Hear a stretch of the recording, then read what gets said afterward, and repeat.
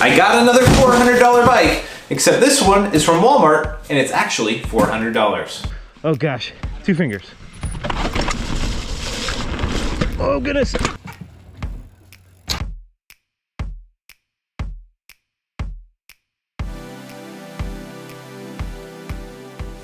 Hey guys, Josh here, a daily mountain bike rider, and today I want to introduce you to another $400 bike. Now, if you are newer to the channel, you might have missed about a year and a half ago, I got a $400 bike from Dick's Sporting Goods called the Nishiki Colorado Comp. I rode this thing pretty hard and showed that for $400, it was one heck of a bike and actually worth buying. Now, the problem was it only was $400 because I had a coupon, and then Dick saw how well my video did and the price went up a lot. Now, as the channel grew, I picked up some sponsors, including NS Bikes and FSA Components, and these guys make super good high-end mountain bike products, but they also make good entry-level ones. And they were super cool with the idea of me testing out a big box store bike for about $400. So another company, Schwinn, who provides low-end bikes for Walmart, reached out to me and said, Josh, we have this bike for you. It's pretty impressive. It has a bunch of industry standards on it, and it comes in at a true $400 price range. So let's unbox it, and then I'll talk to you a little more about why this bike is super interesting, and if it's good, it might be worth buying. Oh yeah. So this is how the folks at Walmart get their bikes. So if you've ever been curious why Walmart bikes are put together so poorly, it really comes down to the employees who know nothing about them. So let's take the wheels off, get this thing put together, and then I'll talk about why this thing is so special.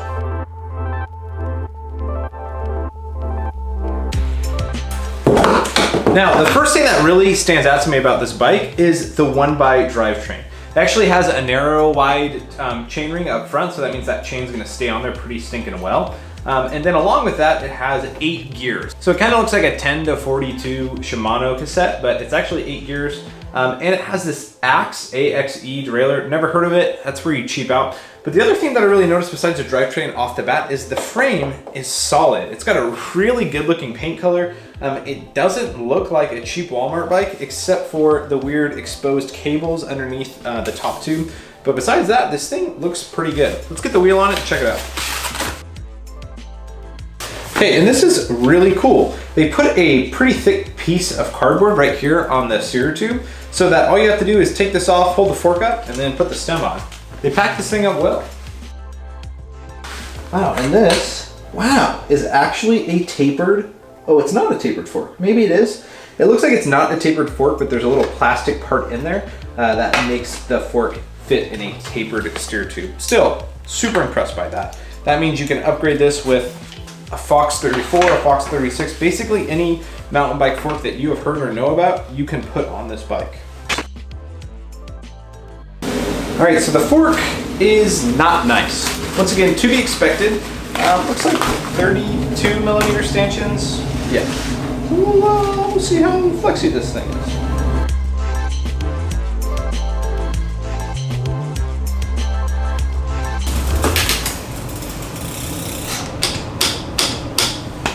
Well, that is amazing. Out of the box, nothing needs to be adjusted. The derailleur works perfectly. The brakes are set up pretty well.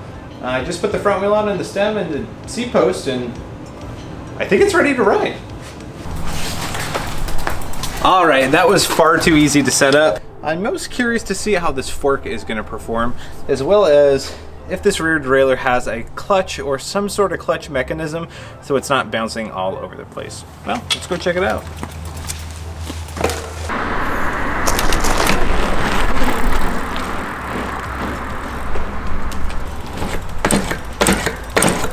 Oh man. Okay, so I've been bouncing around and this fork is garbage. I mean, it's really bad. I turned the preload like as much as it would go. It just keeps turning clockwise, which means I don't even know if it actually does anything. And it has a lockout that doesn't work. So that fork is really bad. There's already loads of like grease and oil on the stanchion, so that thing is going to be terrible. The drivetrain shifts great. The gear range is really good. The thing is, when I pull up my rear wheel and just like slam it down, like just doing a bunny hop or something, it's super loud, which means there's not really a clutch mechanism. I'm curious how loud it would be on a trail if the chain's gonna fall off. Besides that, the mechanical brakes work really well. They were set up well. The frame seems solid, wheels, tires, all great. So yeah, I guess the next step is to actually take this thing out. And I realized I never told you guys what this bike was called. It's a Schwinn, yes, but it's their new bike called the Axum. A-X-U-M, interesting phrase. So I'm gonna get ready to go for a ride, and then I'm gonna bring the camera along with me. Who knows how much I can clang this fork before it just totally gives out. So let's go see. Later. All right, guys, so we're out here on the trails. I got all suited up, ready to go, and the Schwinn is looking sweet. I inflated the tires. I adjusted the brakes so that I can kind of one finger brake. It's gonna take two. But I'm most nervous about this fork. I'm also pretty nervous about the through axles. There isn't a through axle. It's quick release front and rear. And while I have ridden a bike with, quick release in the rear, the front looks sketchy. So got the GoPro, gonna bring you along. It's gonna be terrifying. Let's go. All right, first actual trail. So these tires are 29 by 2.6, and I filled them to 25 PSI because there's tubes in them. And I really don't want to get a flat, but I feel like they're way too hard. I have no damping. It's very rigid feeling. And coming from a guy who rides hardtails a lot, it's pretty hard. As you can see, it's a pretty soupy day in the Pacific Northwest, and these tires are not designed for mud. It's gonna be like a slip and slide. Well, got about a half hour left to climbing. Don't want to bore you, so I'll meet you at the top. So far, so good. But the climb wasn't what I was worried about, so let's get down to go down. One shift later. All right, so made it up to the top. There's some snow here. The Schwinn actually climbed pretty well. I think it has a 32 front chain and then 36 in the back. So yeah, I wish there was one more like a Shimano or a SRAM or Eagle, yes. But I got up here fine. I'm terrified to be going down, but there's no better time than the present, so let's go. Woo! All right, evolution. Okay. Oh my gosh. Ah, the brakes don't really work. First jump. Oh, I kind of made it. Oh gosh, it's so sloppy. Oh gosh. All right, well, I tried to set up these brakes to be like one finger braking, and that is not working as well. So, all right, here we go, two finger braking. Oh gosh, when you brake with two fingers, you have like no control on the handlebars. Oh gosh, I can hear my chain slapping like crazy. Oh, this feature would be sketchy on this bike in the wet. Let's do it. Oh, there's snow. Oh gosh, two fingers. Oh gosh. Oh, wow.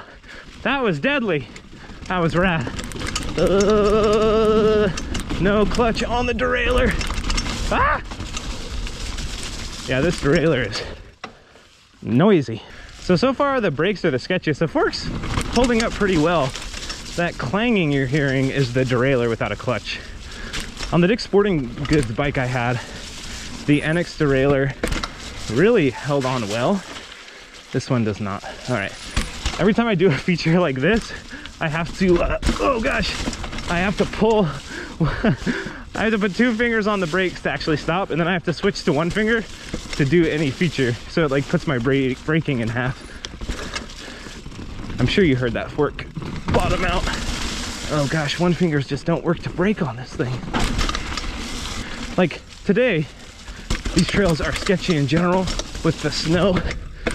And then with this bike, it's like super extra sketchy. Oh gosh. Every time I pull up on the fork, you just hear like this fork drop so quick. All right, first run down, that was, gosh, that wasn't as bad as I thought it was gonna be, but it wasn't good either. It was somewhere in between terrible and manageable. I would say it was manageable, but still scary. All right, dropping into pump track. This is a lot more manageable of a trail. There are some pretty big jumps if I want to hit them. I always want to hit them. It's just, will I? So funny, when I go up on the side of like a muddy berm, my wheel just quickly slides right down where it doesn't want, where I don't want it to go.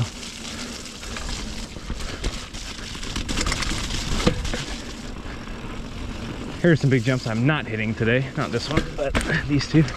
I'll hit the next one. Oh gosh, it looks big right now. Oh goodness. Oh, I should not have sent that. That was awesome.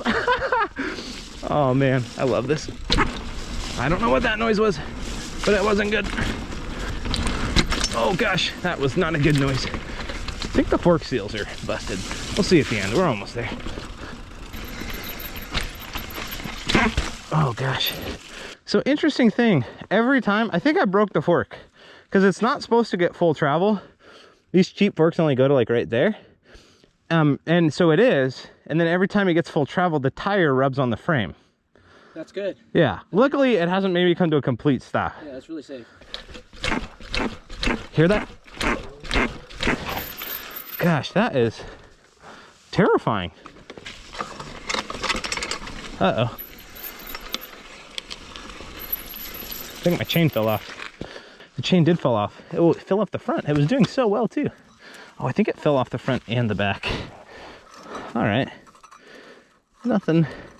Seriously though, for everything I've thrown at this cheap narrow wide has been doing pretty stinking well. All right. And I'm in the top gear. That's probably why it fell off, because there was no tension. Oh, there's holy cow. I haven't done the biggest, I've done the middle. What? Dude, I had no idea these were here. You can roll that one. No, dude, you gotta send it to flat. Oh gosh. Ugh. Now I want to hit that big one. With that? Yeah.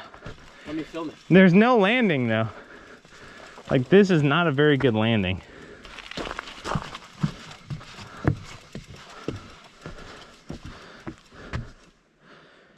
Yeah, I probably shouldn't send that on this.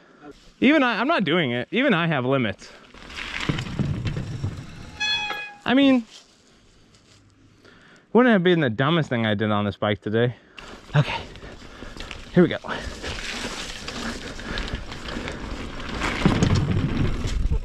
Oh, wasn't too bad.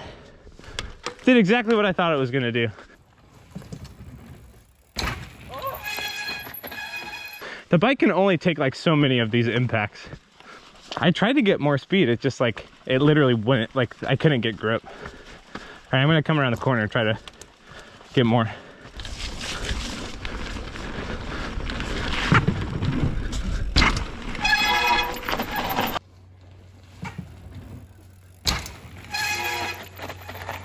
I sent that better. Still sucked. All right, after that sketchy drop, happy I did it. It was just really holding on for dear life. All right, time to get back to the car, then get back home, clean up because I'm covered in mud, and I'll report back on my final thoughts on the good old Schwinn. All right, guys, so I got back from riding. It's actually been a couple days, and I've really just been thinking about what I think about the Schwinn. Would I recommend this bike to somebody looking for a budget bike? And the biggest question I've been thinking about, I know that this is not comparable to a nice bike like the bikes that I ride. It's very much a Walmart bike. But is this $400 Axum worth it over, say, a $250 Schwinn bike, which are a lot more prevalent? And I think my answer is mainly no. I think if someone's looking for a bike that they can slowly upgrade, knowing that they're gonna upgrade, say, the front fork, which obviously desperately needs it, but along with that, if you're gonna upgrade the fork, then you have to upgrade the front wheel, and if you're doing those two things, unless you know somebody with like free ones laying around, it's probably worth it just to save your money, spend a little bit more on a lot nicer bike, and then, I don't know, borrow a friend's bike, buy a cheaper version Walmart bike that's gonna act almost the same. So overall, I wouldn't necessarily recommend this bike, but you have to admit it did do pretty well there for a little bit. I'm pushing this bike far beyond what it's designed for, and do not encourage anyone to do it. And here's my other question, and here's the question I was thinking going into this. Could somebody getting into mountain biking ride the Axum 10 times on green, maybe blue level trails and get used to the sport and then sell this bike and buy another one? And my thought is maybe. I think the bike could last that long. It could be good enough, but is it a risk you want to take, say, if the fork does what it did to me? At the end of it, I don't know if it's worth it, but I'll let you make that call. Anyway, I hope you enjoyed this video. If you're looking for a little more detail on the specs of this bike, I highly encourage you to go and check out my friend Trail Features, Joseph. Joseph is awesome at nerding out on the details and telling people like me why this bike felt like it had a really steep head tube angle and didn't feel as stable going down, or why I might have had the fork issue I had. So check his video out. It's gonna be super interesting. All right, that about wraps it up. You know what time it is. Don't spend too much time watching a guy talk about a Walmart bike in his garage, but get out there, ride your bike, whether it's Walmart or not, and make sure you do it every day.